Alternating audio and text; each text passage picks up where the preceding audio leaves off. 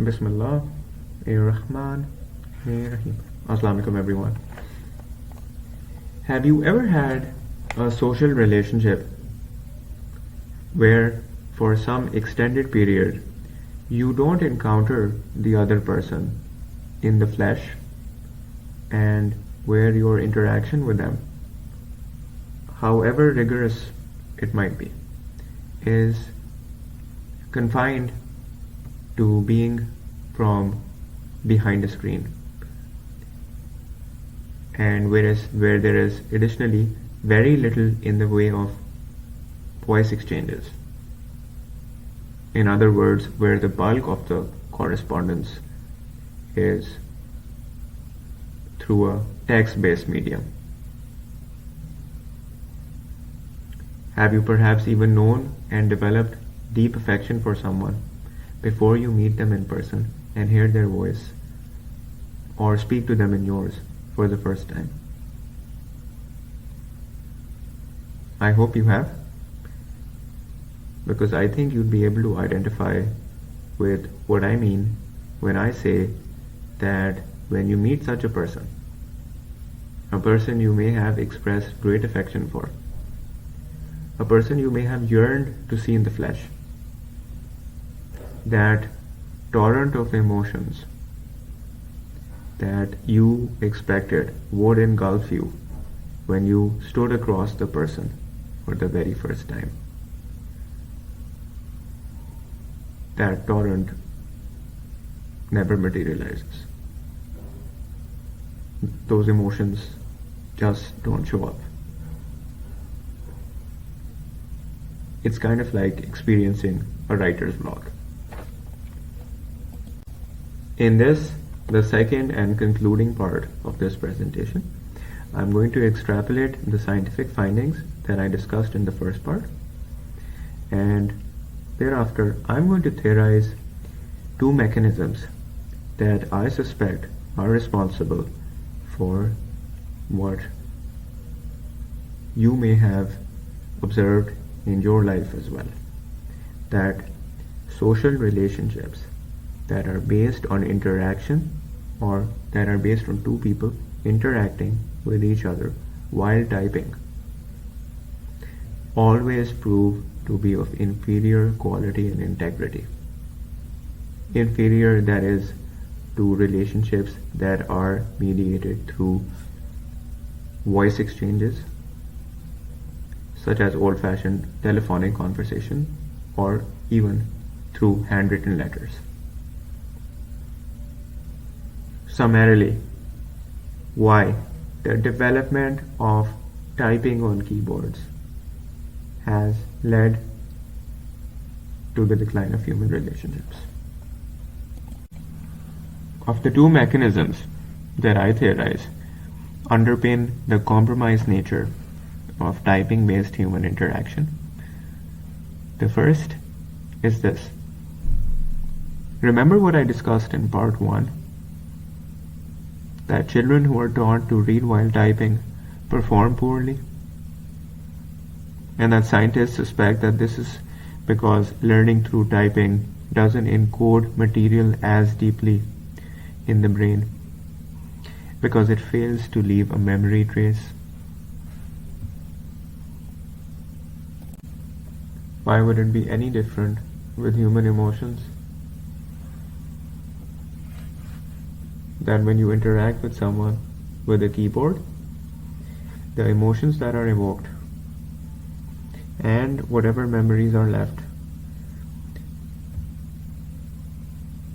are encoded in your brain or your heart, depending on whichever you feel is the storehouse for your sentimental memories, but just not as deeply as when you speak these words with your tongue.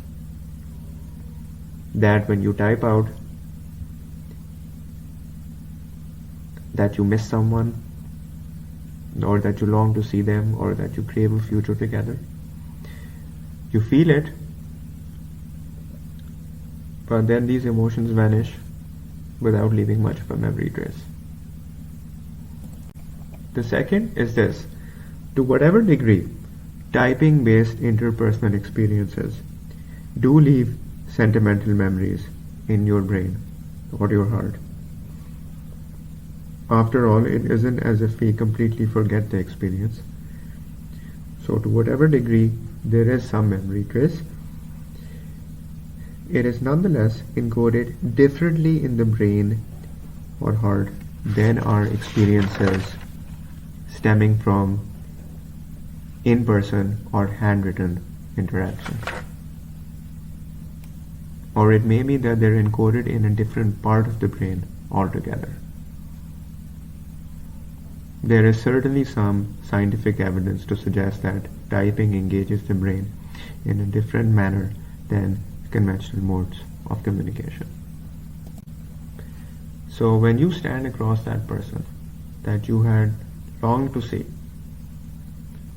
that you had perhaps loved from behind the screen, the experience of it fails to evoke the expected emotional response, perhaps because those emotions and memories are encoded in that part of your brain that is engaged when you type. But now you're across that person and you're not going to use your keyboard, are you? You're going to use your tongue, and in doing so engage that part of your brain or heart that has no emotions or memories encoded in it as far as your recent interpersonal history with the person across from you is concerned. Listen everyone, the story of the human race, who will ever be born, which of us will be amongst this story's heroes, and which of us will be amongst his villains, and what our eventual destinies will be.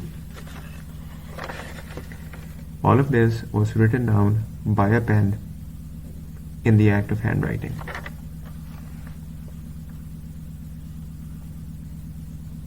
And I have a message for every person out there who is a computer science professional. Every person who is working their daily grind in service of an industry that is rendering the use of the pen, ink, and the craft of handwriting into an obsolete practice. By replacing handwriting with typing, human beings have developed an alternative to a practice that is part of the human condition. And that by serving this industry and de facto affecting its obsolescence, you yourself are serving as an antagonist to what is a facet of the Islamic faith. And if you feel that your professional endeavors and the handsome amount of foreign currency that they might bring in will have you be remembered as one of the heroes of the human race, then I will ask of you nothing more than to hear me when I recite the first seven verses of Surah Al-Alaq of the Quran. Bismillah ar-Rahman ar-Rahim. Recite, in the name of your Lord who created man from a clinging substance. Recite, and your Lord is the most generous, who taught by the pen, taught man that which he knew not. No, but indeed, man transgresses, because he sees himself self-sufficient.